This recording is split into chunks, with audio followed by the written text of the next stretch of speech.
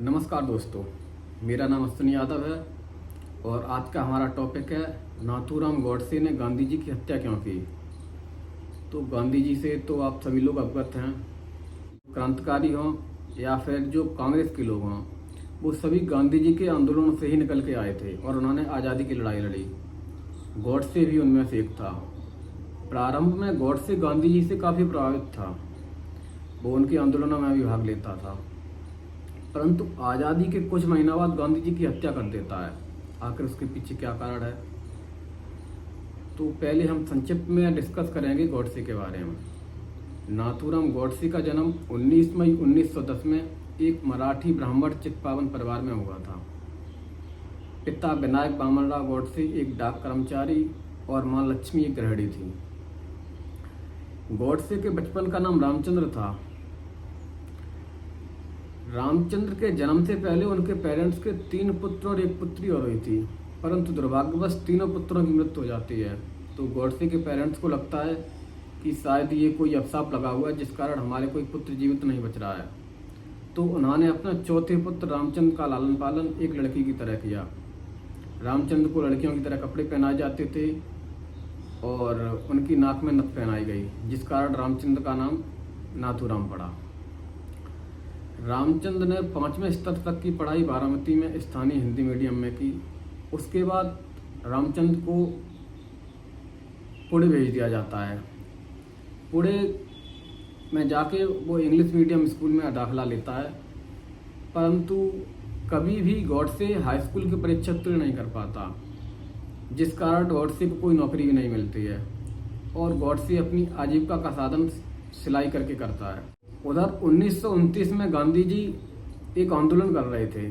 वो एक संयुक्त प्रांत के दौरे पर निकले हुए थे और वो लोगों से अपील कर रहे थे कि ज़्यादा से ज़्यादा लोग आके कांग्रेस में शामिल हों और लोग खादी पहने। उस समय नाथूराम गॉडसे पढ़ाई कर रहा था और वो भी गांधी के आंदोलन से प्रभावित हुआ और छात्रों के साथ मिलकर आंदोलन में भाग लिया।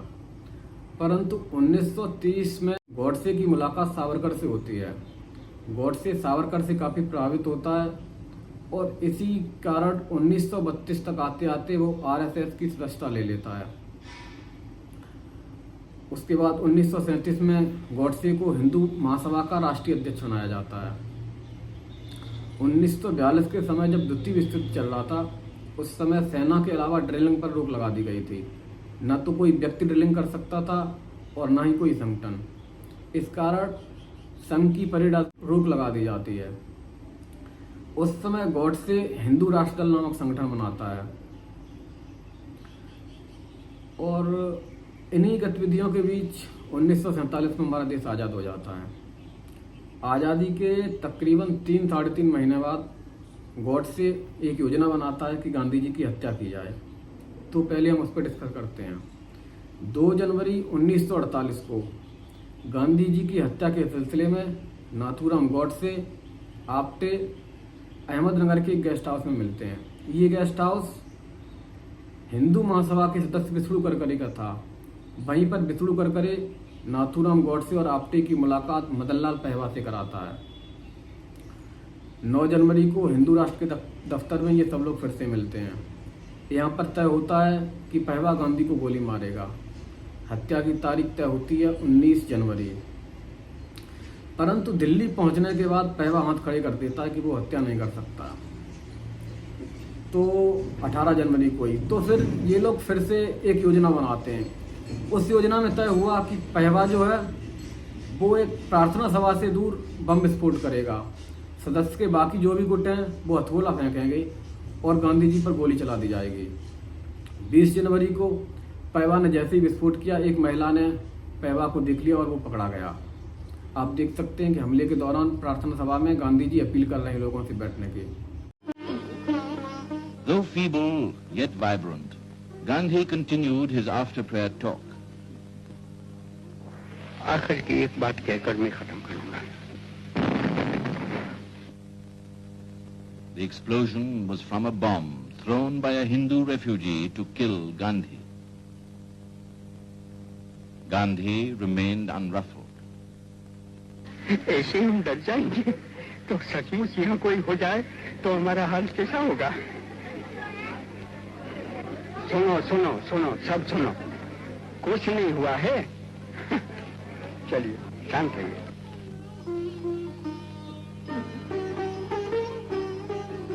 Relying on God, he refused to accept any kind of human protection.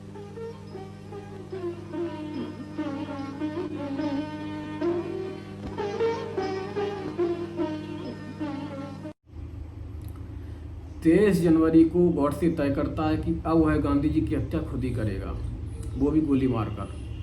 27 जनवरी को गॉडसे और आप्टे ट्रेन से ग्वालियर पहुंचते हैं। वहाँ से दत्तात्रेय सदाशिव परचुरे की मदद से पिस्तौल का इंतजाम कराया जाता है। 29 जनवरी को गॉडसे दिल्ली वापस आ जाता है। 30 जनवरी 1948 को गांधी बिड़ला हाउस नई दिल्ली एक हवेली में ठहरे हुए थे।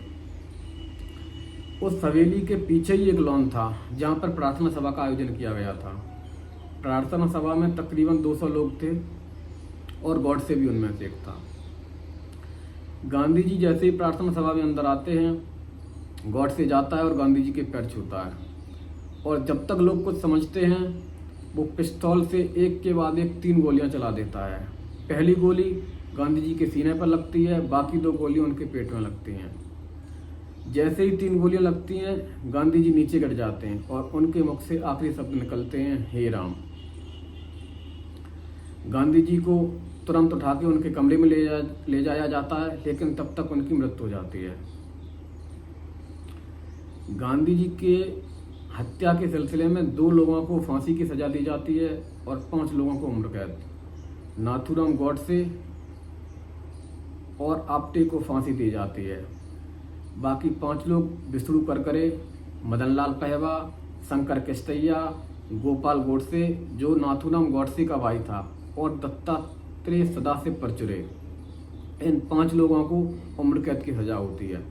परंतु बाद में हाई कोर्ट किस्तैया और परचुरे को बरी कर देता है। तो अब डिस्कस हम ये करेंगे कि आखिर नाथूराम गॉडसे ने गांधी जी की हत्या क्यों की। भाई उसने कोई ना कोई कारण तो बताया होगा हत्या का। तो नाथूराम गॉडसे ने कोर्ट में जाके जो अपने बयान दिए हैं, उनके आधार पर एक किताब उसके भाई गोपाल गोडसे ने लिखाई है। उस किताब का शीर्षक है व्हाई आई किल्ड गांधी, मैंने गांधी को क्या मारा। तो उसमें उस किताब में 2 मुख्य पॉइंट हैं, तो पहले हम उन पर डिस्कस करेंगे। पहला ये कि गांधी ने पाकिस्तान को 55 करोड़ रुपए दिलाने के लिए अनशन किया था, और दूसरा ये गांधी जी ने देश के 2 टुकड़े किए थे। तो पहले हम इन दोनों पर डिस्कस करेंगे कि इन बातों में सच्चाई क्या है। तो पहला पॉइंट है कि गांधी ने पाकिस्तान को 55 करोड़ रुपए दिलाने के लिए अनशन किया था। उसका कहना था कि भारत सरकार ने गांधी जी के आह्वान पर पाकिस्तान को 55 करोड़ रुपए देने और निर्णय बदलने के लिए कहा था। तब मुझे विश्वास हो गया कि गांधी जी की पाकिस्तान यात्रा के बाद जनता को कोई महत्व नहीं है। इसमें हम ये डिस्कस करेंगे क्या ये सच्चाई है कि गांधी जी ने जो अनशन किया था वो 55 करोड़ के लिए ही किया था। तो इस अनशन की सच्चाई ये है कि दरअसल जो भारत और पाकिस्तान का विभाजन हुआ था वो सिर्फ जमीन का ही विभाजन नहीं था। उस विभाजन में संपत्ति का विभाजन हुआ था, पशु से लेके अनाज, लाइब्रेरी और पैसों का विभाजन हुआ था। उस समय भारतीय रिजर्व बैंक के पास 400 करोड़ रुपए थे, जिसमें 75 करोड़ रुपए पाकिस्तान को देने थे। कुछ लोगों का मानना है कि उस समय रिजर्व बैंक के पास 155 करोड़ रुपए थे, जिसमें से 75 करोड़ रुपए पाकिस्तान को देने थे। पहली किस्त 20 करोड़ रुपए की पाकिस्तान को दे चुके थे, परंतु उसके बाद कबीलों के वेश में पाकिस्तान कश्मीर पर आक्रमण कर देता है। तो सरकार ये निर्णय लेती है कि अब हम बाकी की रकम नहीं देंगे।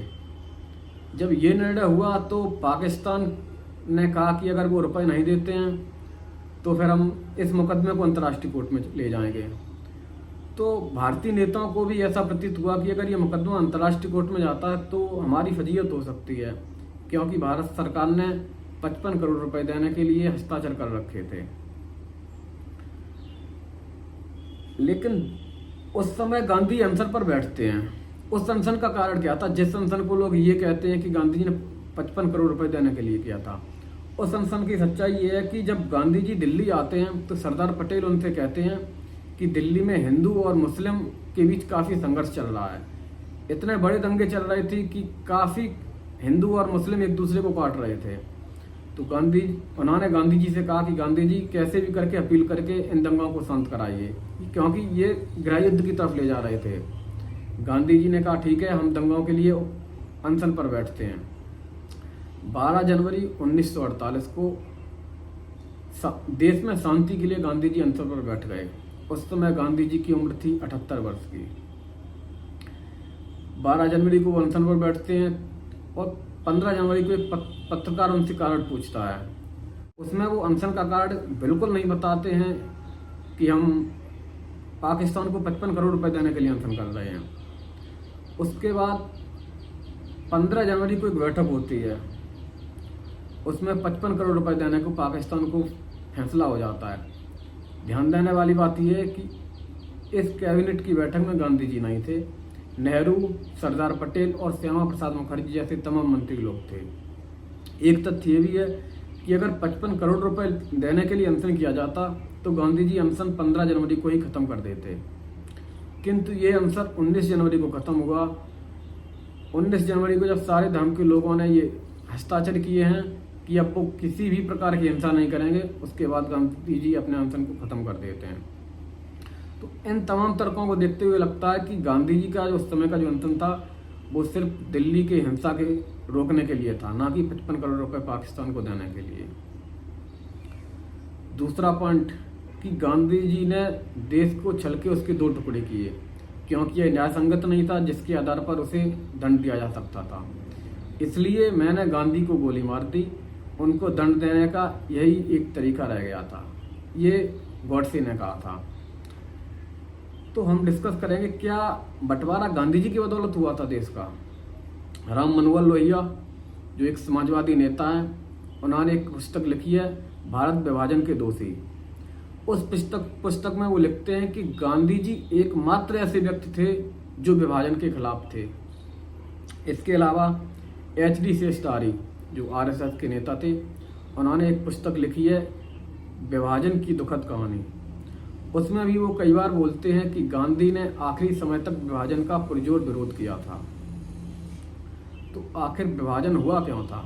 विभाजन का मेन कारण था हिंदू और मुस्लिम के बीच एक खाई बनती जा रही थी।